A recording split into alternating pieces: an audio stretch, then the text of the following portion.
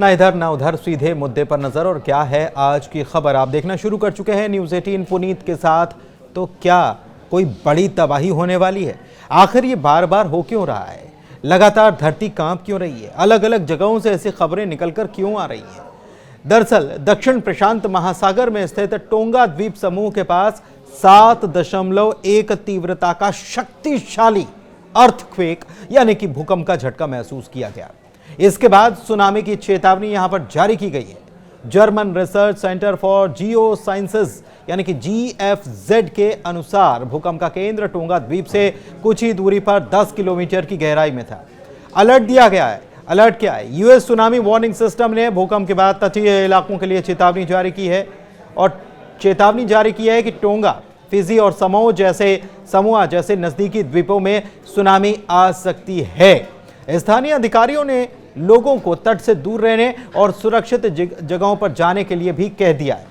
टोंगा 170 से ज्यादा द्वीपों वाला एक प्रशांत देश है जो भूकंप और ज्वालामुखी गतिविधियों के लिए जाना जाता है। साल 2022 में हुए टोंगा हापाई ज्वालामुखी विस्फोट ने पूरे क्षेत्र में तबाही मचाई थी। दूसरी तरफ म्यांमार की अगर बात कर लें तो म्यांमार में लग रहा है कि कुदरत का कहर टूट रहा है। पहले दिन आए भूकंप के झटकों के बाद हुई तबाही के बाद संभलना तो दूर, उसे समझने में भी अभी लोग नाकाम ही थे कि एक के बाद एक लगातार भूकंप के झटकों से धरती डोल रही है। लोग खौफजदा हैं और उन्हें यह समझ में नहीं आ रहा कि अब वो करें तो क्या करें, उन्हें कौन बचाएगा। शुक्रवार को जो भूकंप आया उसकी तीव्रता 7.7 थी और उसी दिन 12 मिनट के भीतर ही एक और 6 से ज्यादा की तीव्रता का झटका फिर से महसूस किया गया और इसकी वजह से हर तरफ तबाही का मंजर ही नजर आया। इसके बाद लगातार एक के बाद एक झटके यहां पर दर्ज किए जा रहे हैं। कुल 5 बार यहां पर भूकंप के झटके महसूस किए गए हैं। शनिवार को भी करीब 5 की तीव्रता का झटका लगा यहां पर, तो रविवार की सुबह भी धरती डोली और 5.1 की तीव्रता का भूकंप यहां पर दर्ज किया गया। अब हालात ये हो गए हैं कि लोग अपने ही घरों में लौटने के लिए तैयार नहीं हैं।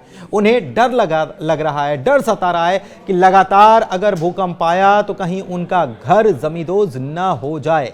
लोग थक चुके हैं, परेशान हो चुके हैं व्यवस्थाओं को देखते हुए कि कैसे पानी की व्यवस्था की जाए, कैसे खाने की व्यवस्था की जाए और कैसे अपनों को तलाशा जाए। रविवार को आए झटके की बात करें तो मांडले के पास ये झटके महसूस किए गए। अब तो आलम यह है कि एक तरफ बर्बादी और तबाही की तस्वीरें हैं, लोग अपनों को खोजने में लगे हैं, तो दूसरी तरफ अपने घरों में न रहकर लोग सड़क पर रात बिताने के लिए मजबूर हैं। उनके मन में किसी न किसी अनहोनी का डर जो है वो घर कर गया है। भूकंप के चलते अंडरग्राउंड तेल पाइपलाइनों को नुकसान हुआ है और वो कट चुकी हैं। वहीं बिजली की लाइन को भी अच्छा खासा नुकसान हुआ है। मौत के आंकड़ों की बात करें तो आधिकारिक तौर पर जो जानकारी दी गई उसके मुताबिक अभी तक 1700 लोगों की मौत हो चुकी है। हालांकि ये वो आंकड़े हैं जो जारी किए गए, या फिर कहें कि अभी तक इतने शव ही बरामद हुए हैं, जबकि 3400 लोगों के लापता होने की खबर है। हालांकि भूकंप के बाद जो इमारतें जमींदोज हुई हैं उनका मलबा भी अभी ठीक तरीके से हटाया नहीं जा सका है, यानी कि मलबे के नीचे अभी और लोग दबे हो सकते हैं। ऐसे में माना जा रहा है कि मौत का आंकड़ा 10,000 से ज्यादा हो सकता है। यह आशंका यूनाइटेड स्टेट जियोलॉजिकल सर्वे यानी कि USGS ने जताई है। थाईलैंड में हुए नुकसान की बात अगर की जाए तो बैंकॉक में 30 मंजिला इमारत गिर जाने की वजह से 10 लोगों की जान जा चुकी है। अधिकारियों के मुताबिक थाईलैंड में कुल 3 निर्माण स्थलों पर मौतें हुई और यहां पर अभी भी बचाव कार्य चल रहा है। म्यांमार में तो यहां के दूसरे सबसे बड़े शहर मांडले की सड़कों पर पड़े शवों से भयानक दुर्गंध फैलनी शुरू हो चुकी है। लोग अब भी अपने परिजनों की खोज में हाथों से मलबा हटाने में खुद लगे हुए हैं। इस बीच म्यांमार की जुंटा सरकार दुनिया भर से मदद की गुहार लगा रही है, जिसके बाद भारत ने भी यहां पर राहत सामग्री भेजने का काम किया है। वैसे यहां पर सैन्य शासन है और सैन्य शासन अमूमन ऐसी मदद के लिए कभी भी अपील नहीं करता, लेकिन यहां पर इसी बात से समझा जा सकता है कि अपील की गई है और सभी 6 जो क्षेत्र हैं यहां के, वहां पर इमरजेंसी घोषित कर दी गई है। भूकंप के कारण म्यांमार में 2 शहरों को खासा नुकसान उठाना पड़ा है, जहां पर राजधानी नेपिदौ से आई तस्वीरों में बचाव दल को मलबे में फंसे लोगों को निकालते हुए देखा गया है। अमेरिकी भूवैज्ञानिक सर्वेक्षण यानी कि USGS के मुताबिक भूकंप के केंद्र के करीब 8 लाख लोग तीव्र झटकों की वजह से चपेट में आए थे और मौत का आंकड़ा इसी वजह से 10,000 के पार भी जा सकता है।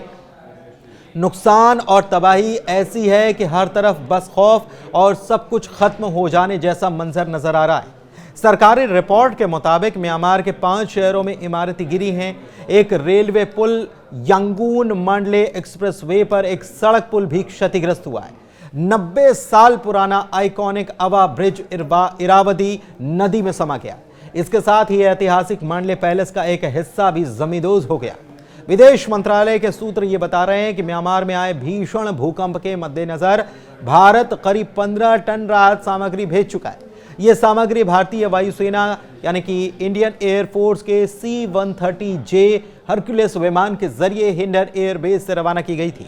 इस राहत सामग्री में तंबू हैं, स्लीपिंग बैग हैं, कंबल हैं, खाने योग्य भोजन है, पानी शुद्धिकरण यंत्र है, हाइजीन किट है, सोलार लैंप है, जनरेटर सेट हैं, जरूरी दवाइयां हैं। इसमें paracetamol, antibiotics, cannula, syringe, gloves, cotton bandage, urine bag, सारी चिकित्सकीय सामग्री भी इसमें भेजी गई है। भारत सरकार की तरफ से चलाए जा रहे राहत बचाव ऑपरेशन ब्रह्मा में तीनों सेनाओं ने अपनी ताकत लगाकर रखी है। भारतीय वायुसेना के ट्रांसपोर्ट विमान राहत सामग्री लेकर उड़ान भरे हैं, तो सेना अपने फील्ड हॉस्पिटल के साथ म्यांमार में लैंड कर चुकी है। नौसेना के 2 शिप भी राहत सामग्री लेकर यंगून पोर्ट पर पहुंच रहे हैं। भारतीय सेना को राहत बचाव के ऑपरेशन में दरअसल महारत है। इसके लिए भारतीय सेना के 50 आई पैरा ब्रिगेड को तैनात किया गया है।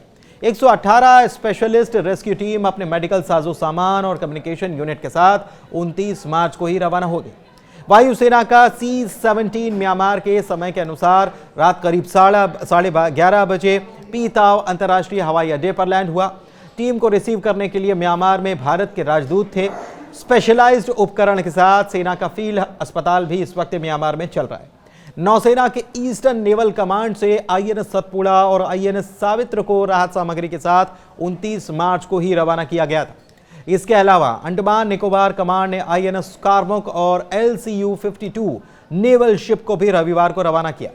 वायुसेना सबसे पहले C-130J सुपर हरक्यूलिस को लेकर यहां पर उड़ान भरती नजर आई और सुरक्षित तरीके से लैंड करने के बाद फिर एक के बाद एक एयरक्राफ्ट लॉन्च किए गए। 3 C-130 और 2 C-17 ग्लोब मास्टर के जरिए कुल 96.3 टन जरूरी सप्लाई म्यांमार में भेजी गई। आर्मी और NDRF के 198 जवानों को भी ऑपरेशन ब्रह्मा के लिए ग्राउंड जीरो तक पहुंचाया गया। अमेरिका की तरफ से भी मदद के हाथ बढ़े हैं। म्यांमार में सैन्य शासन होने के बावजूद ट्रंप ने कहा है कि US मदद करने के लिए तैयार है। वैसे आपको बताएं कि म्यांमार में शुक्रवार को 7.7 की तीव्रता के भूकंप से 300 परमाणु बमों के धमाके से ज्यादा के बराबर की ऊर्जा निकली थी। CNN की रिपोर्ट के मुताबिक एक भूवैज्ञानिक ने इसकी जानकारी दी। उन्होंने ये भी चेतावनी जारी की कि भूकंप के आने के बाद इस क्षेत्र के लोगों को और भी झटके देखने को मिलेंगे और लोगों को हिलाकर रख देंगे। भूविज्ञानी जेम्स फिनिक्स ने यह चेतावनी दी है कि भूकंप के बाद आने वाले झटके कुछ महीनों तक भी रह सकते हैं। और वैज्ञानिक की यह बात सही भी साबित हो रही, क्योंकि लगातार यहां पर भूकंप के झटके महसूस किए जा रहे हैं। लोग खौफजदा हैं और इसीलिए अपने घरों में वापस लौट भी नहीं रहे। उनको ये तक नहीं पता चल पा रहा है कि आखिर कब तक उन्हें ऐसे ही सड़कों पर दिन और रात गुजारनी पड़ेगी। इधर यहां पर इन्फेक्शन का खतरा बढ़ गया है, क्योंकि लाशें अभी तक पूरी तरह से निकाली नहीं गई हैं और ऐसे में यहां पर राहत सामग्री जो भेजी गई है, मेडिकल एड जो भेजी गई है, उसका इस्तेमाल सही तरीके से हो ये और सही समय पर हो, ये बहुत ज़्यादा ज़रूरी है। सबसे ज़्यादा ज़रूरी यह है कि यहाँ से मलबा हटाकर जो शव उसके नीचे हैं उनको निकाला जाए, वरना इन्फेक्शन का गंभीर खतरा भी पैदा हो सकता है। फिलहाल इस वीडियो में इतना ही। मुझे दीजिए इजाज़त। धन्यवाद।